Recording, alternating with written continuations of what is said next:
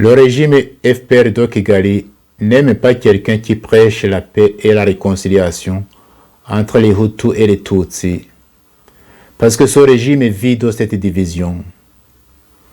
Divide ut imperes, comme disent les latins, diviser pour mieux régner. Quand le chanteur Kizito Mihigo a prêché partout la fraternité entre les deux ethnies, ce régime n'a pas hésité de l'éliminer en simulant un suicide. Deo Mouchaïdi est emprisonné à perpétuité pour le même motif, le même combat. Les deux sont Tutsis, mais ce régime n'hésite pas d'éliminer ses propres enfants. Comme le régime FPR est impliqué dans les causes et le déroulement du génocide rwandais, il n'aime pas quelqu'un qui parle du génocide en dehors de la version officielle donnée par le gouvernement. Plus le temps passe, plus les Rwandais et le monde découvrent combien Kagame et son FPR est impliqué dans la genèse du génocide des Tutsis. Plus le temps passe, plus les Rwandais et le monde découvrent avec stupeur des témoignages accablants comme quoi Kagame et son FPR est impliqué dans le génocide contre les Hutus. Kagame et son FPR font tout pour que personne n'en parle. Ils font tout pour effacer tout indice de témoignage et pour éliminer tout témoin potentiel. Mais c'est une guerre perdue d'avance. Les témoignages et les témoins sont trop nombreux. Il ne peut pas tout éliminer. Ce n'est pas possible. La sagesse consisterait plutôt à reconnaître ses bévues, ses erreurs de calcul, ses crimes et demander pardon. Mais je connais cet homme. Son orgueil est à la hauteur de ses crimes. Demander pardon semble être hors de question. Il va continuer d'éliminer des innocents qui osent dire la vérité. Ces innocents sont comme des agneaux qu'on égorge. Ils crient devant le monde entier, mais personne ne vient au secours. Soyez bénis et à demain. Je me souviens, il y a 25 ans, nous étions réunis dans une ville appelée Detmold en Allemagne. Nous étions des Hutus, des Tutsis et des Européens qui avaient vécu au Rwanda et qui connaissaient bien le pays. Il y avait parmi nous des religieux, des pasteurs, des prêtres et des laïcs. Nous avions passé toute une semaine dans une communion de prière et de partage fraternel. Mais le soir du dernier jour de notre rencontre, nous avons vécu quelque chose d'extraordinaire.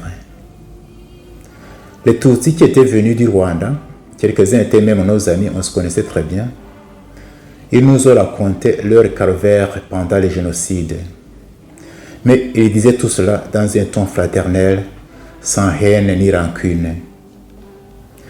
Lorsqu'ils nous racontaient le mal qui a été fait à eux et à leur famille, les Hutus qui étaient là furent pris de pitié et de compassion.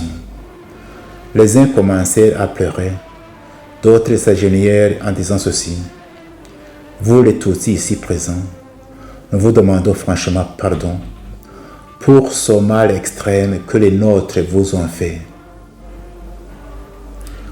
Les Tutsis qui étaient là furent touchés par ce geste des Hutus.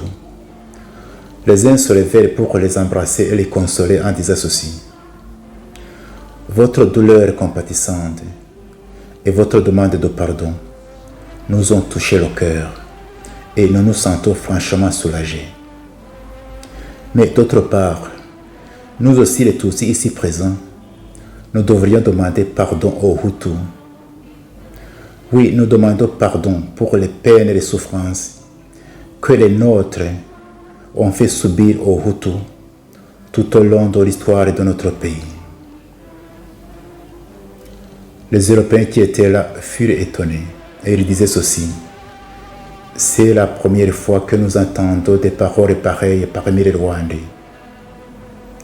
Nous aussi, en tant qu'Européens, nous demandons pardon aux Rwandais parce que nous avons une responsabilité dans les malheurs qui ont frappé les Rwandais. Nous demandons pardon parce que nos pays ont complètement abandonné les Rwandais à leur sort pendant les périodes les plus difficiles de leur histoire. Et enfin, après tout cela, nous nous sommes assis et se fit le silence.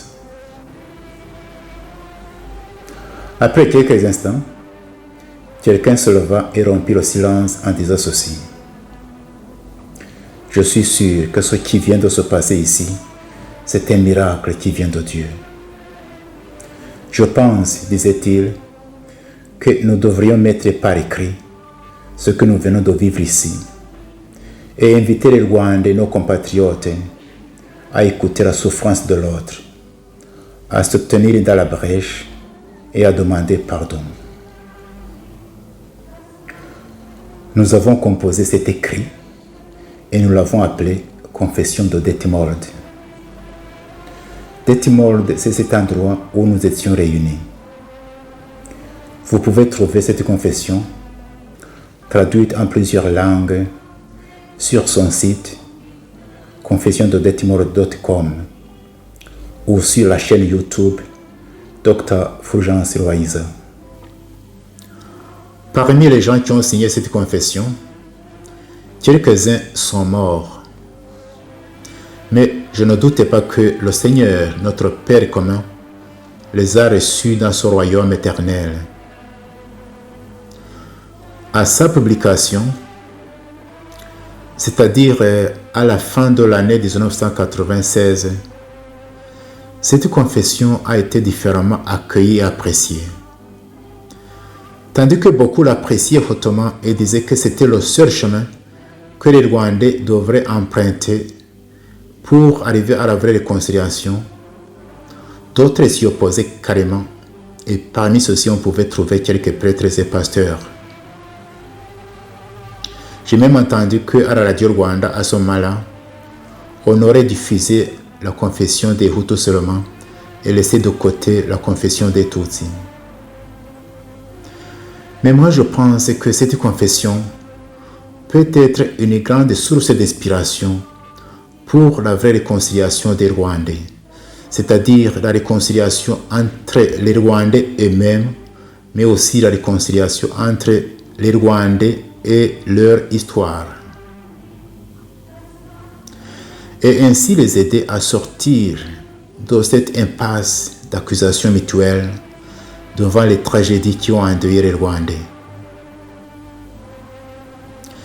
Je conseillerais aussi à ceux qui liront cette confession de ne pas s'attarder inutilement sur sa lettre, mais plutôt sur son esprit. Il y a 3 leçons que nous pouvons tirer de cette confession. La première leçon est celle-ci. N'aie pas peur d'écouter la souffrance de l'autre et de la laisser pénétrer ton cœur. Deuxième leçon. N'aie pas peur d'exprimer tes propres souffrances, tes peines, tes peurs, mais alors sans haine ni rancune. Troisième leçon. N'aie pas peur de demander pardon à ce que tu as fait souffrir. Et si par hasard tu vis avec les victimes dont les bourreaux sont morts, et si d'autre part tu as des liens quelconques, réels ou perçus, proches ou lointains, avec ces bourreaux, n'aie pas peur de te tenir dans la brèche et de demander pardon. Comme ça, d'une façon presque miraculeuse, tu vas soigner beaucoup de blessures des Rwandais, des blessures du présent et du passé. Comme cette année, cette confession va célébrer son 25e anniversaire, je viendrai chaque jour tout au long de cette année sur cette chaîne pour voir voies et moyens de bâtir un Rwanda où il fait beau de vivre pour tous les enfants du Rwanda.